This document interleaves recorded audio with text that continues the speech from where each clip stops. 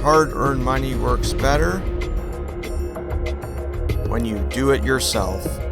This video is best viewed on a computer screen because the text size is likely too small for a smartphone screen. Scope of the video. This video is designed for people living in developed, rich countries which have high taxation and are highly regulated, meaning there are lots of rules related to conducting business. The idea is to increase the purchasing power, what the money can buy for people of average means, this being middle and lower class people. It's a very simple concept. Learn to do stuff yourself and potentially save lots of money, also decrease your dependence on service providers. This is also good.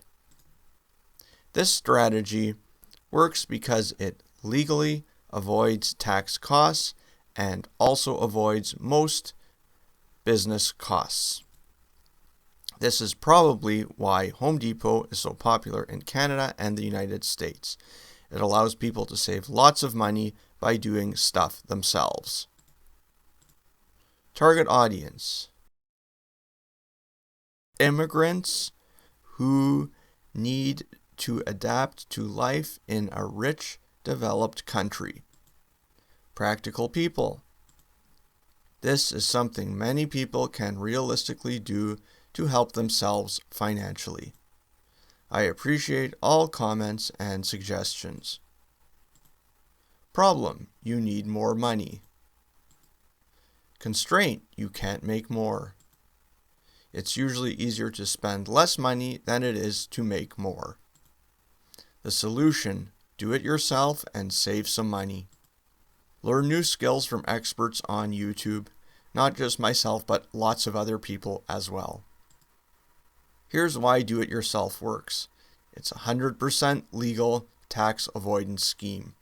We're talking about the concept of after-tax dollars.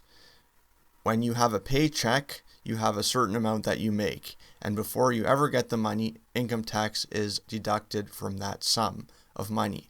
And then there are also lots of other taxes which you may or may not know about. So really, the only amount of money that you have to work with is take-home pay, meaning what's actually in your bank account. Direct and indirect taxes account for approximately 52% of income.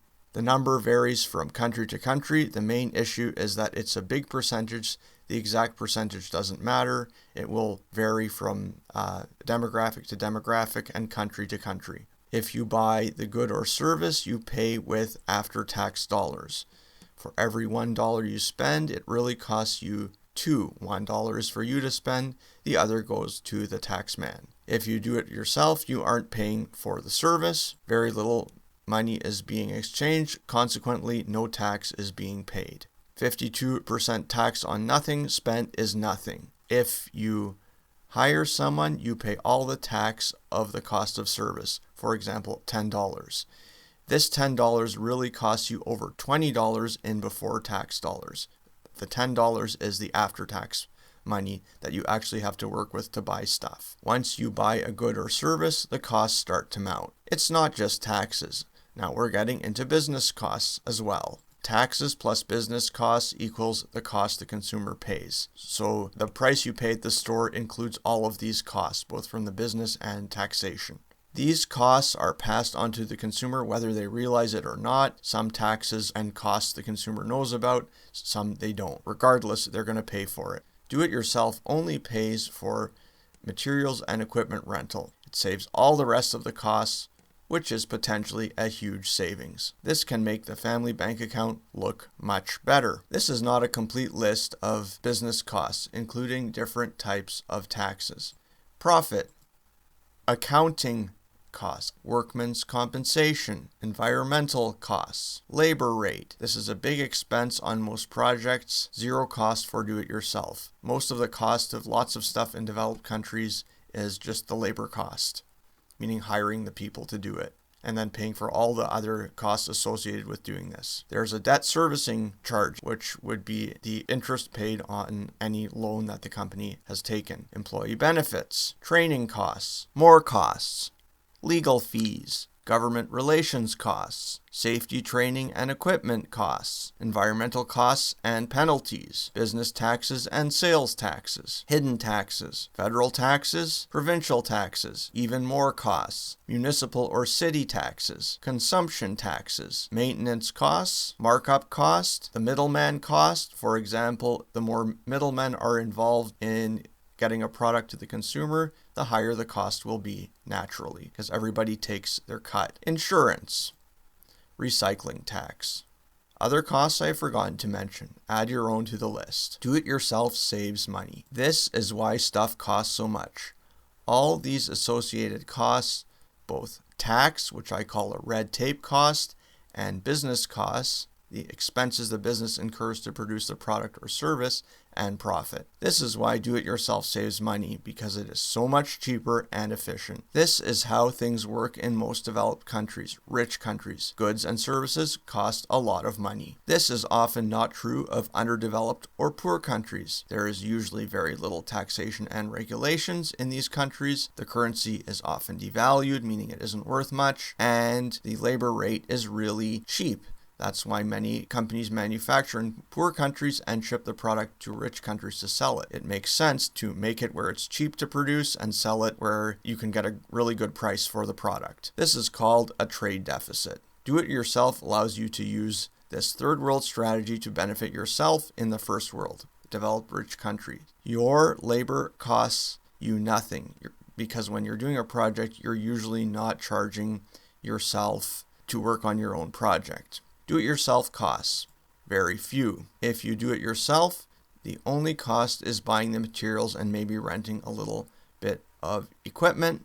There's also the opportunity cost, which means when you are working on your own project, you can't be working for someone else and making money. The other costs mentioned above are largely avoided. When you do it yourself, it also avoids spending lots of after-tax dollars. Resultingly, considerable savings are possible. Afghanistan fix-it strategy. Apparently, in Afghanistan, it is common to try and fix many electronic items. The goal is to try and throw nothing away. Stuff we would throw away, they will find a way to fix it. If their iPhone or toaster breaks, they won't throw it away, they will try and fix it. The reason this is not considered to be a prosperous country, most people aren't rich compared to Western standards, although there are probably exceptions. It pays to fix stuff in Afghanistan. The result is a highly efficient outcome. There's much less waste. Example, if you're moving, do you buy the service or try and do it yourself? Cost of the service, say of moving from one house to another, is assumed to be $5,000, the low cost, to $20,000 Canadian, this being the high cost. Or quote, do-it-yourself cost is $300 Canadian dollars. You rent the trailer and buy some boxes. And you also have to pay 3 days of you and your friends working unpaid. So this isn't something else to consider. The total cost of the $20,000, these are after-tax dollars, is really $40,000 before tax dollars. That's the cost of a nice car saved in 3 days by doing it yourself. Rent a U-Haul, do it yourself, and save some money. Problem: buy the coffee from the expensive coffee shop or make it yourself at home. Do it yourself. I can produce 10 cups of nice fancy looking coffee with latte milk foam, cocoa powder, cinnamon, chocolate dusting for about $2 total. If you go to the grocery store, you can buy a big can of coffee for maybe $6 and it can make 100 cups of coffee. Obviously, it doesn't cost much to produce the coffee. It also doesn't cost much to buy a little bit of milk to put in the coffee. So it's probably mostly markup and labor. If you go to a fancy coffee shop, it's $5 per cup times 10 cups of coffee equals $50 to buy your 10 friends each a cup of really nice coffee. By doing it myself, I save $48, these being after-tax dollars, in about 20 minutes. Problem: buy an expensive new car which works better, or fix a few rust marks on an older car. Pay $20,000 for a new car. That's a lot of car payments. Do it yourself. Buy an older car with a few rust marks on it. The body rust drives down the cost, but it has a good motor and working parts. The key to this strategy is to get a good used car. If you get a bad one, then it won't work Both cars transport people and their stuff from point A to point B. This is ultimately the purpose of a car. The new car is more reliable and looks cool. It's drivable fashion, and it's in style. Remember, a car is a machine first. Marketing makes the car look like an image and a lifestyle, but ultimately it's a machine, and that's what you need it for, to get from point A to point B and get your stuff from point A to point B.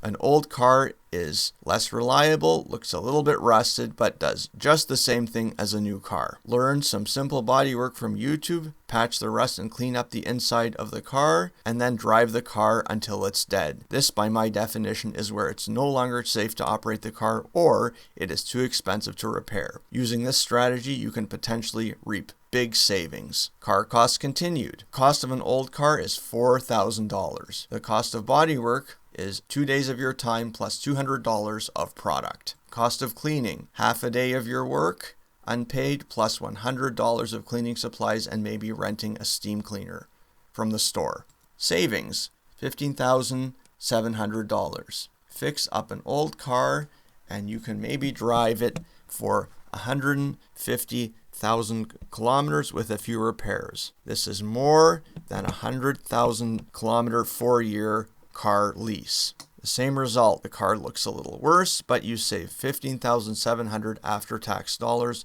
by getting a used car. Wealth trickles down from the well-off people who buy the new car to the less well-off people who buy the used car and do a minor fix-up job. This is the used car salesman strategy.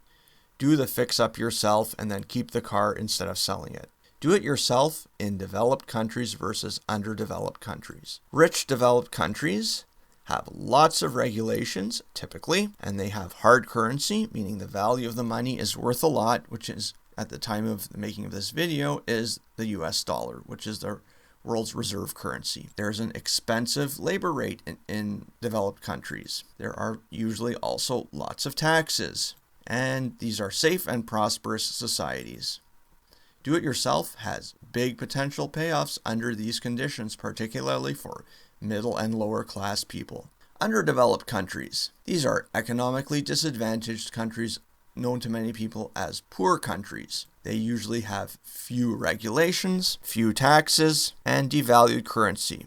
The worst current example is Zimbabwe, where 1 unit of Zimbabwe money isn't worth very much at all. These countries often have a low labor rate. If you're part of the middle class in these countries, it's usually not worth it to do it yourself. You just pay someone else to do the job. The cost of the labor is really cheap here, so it does not pay to do it yourself in an underdeveloped country. Do it yourself, rich people versus poor people. Problem: is it worth the time it takes to save $5 by do-it-yourself, say for coffee? We will assume that there's a person who makes 1,000 Canadian dollars per hour, and it takes them about 18 seconds to earn 5 before tax dollars. Saving $5 is not worth their time. They should just go and buy the coffee, because it just takes them 18 seconds to earn the money. Now there's a person who makes $10 an hour. It takes them about 30 minutes to make $5. Do-it-yourself is definitely worth their time. Whether or not to do it-yourself depends largely on your